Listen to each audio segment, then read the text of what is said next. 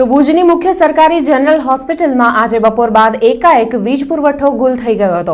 હોસ્પિટલના આંતરિક વાયરિંગમાં ટ્રીપિંગ સર્જાતા એકાએક વીજળી ગુલ થઈ ગઈ હતી।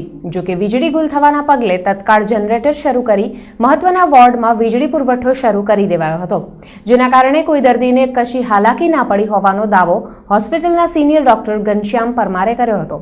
જો કે સાંજે 8:30 વાગ્યાના અરસામાં પીજીવીસીએલે વીજ પુરવઠો પૂર્વવત કરી દીધો હતો। પીજીવીસીએલના સૂત્રોના જણાવ્યા અનુસાર મેન્ટેનન્સના અભાવે વાયરિંગમાં ફોલ્ટ સર્જાયો હતો।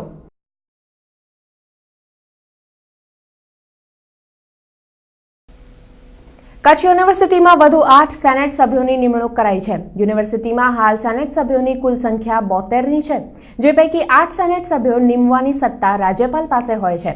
પ્રદેશ કોંગ્રેસ દ્વારા 8 જગ્યાઓ પર વિવિધ કોંગ્રેસી હોદ્દેદારોની નિમણૂક માટે ભલામણ કરાઈ હતી, જે અંતર્ગત અગ્રણી વકીલ અમીર અલી લોઢિયા, યુવા કોંગ્રેસના દીપક ડાંગર, જિલ્લા કોંગ્રેસ પ્રવક્તા રમેશ ગરવા, શ્રવણસિંહ વાઘેલા, હરિતા મહેતા, મનીષ પટેલ અને વિનોદ ઠાકોરની નિમણૂક કરાઈ છે।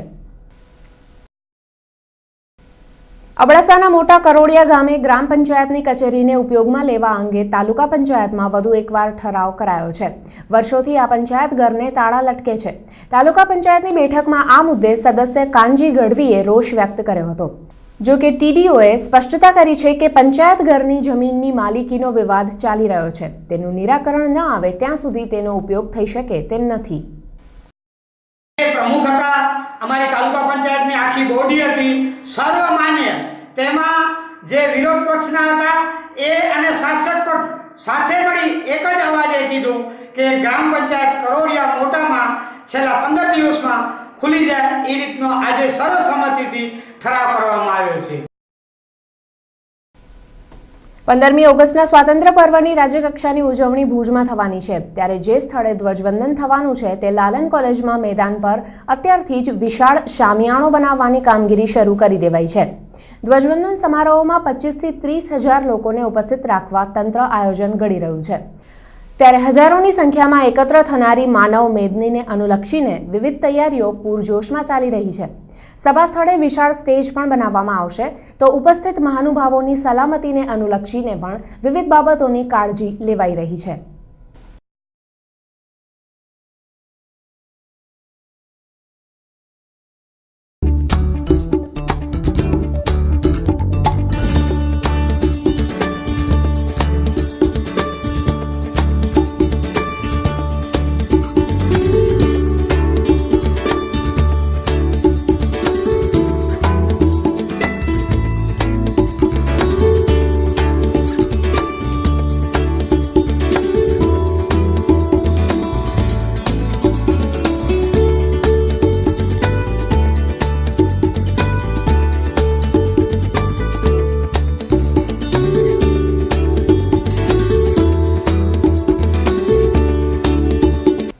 કચ્છમાં કાળા કોલસાનો કારોબાર બેફામ રીતે ધમધમી રહ્યો છે અને તેની સાથે સાથે કોલસા લઈ જતી એકલ દોકલ ટ્રક ઝડપાતી રહે છે।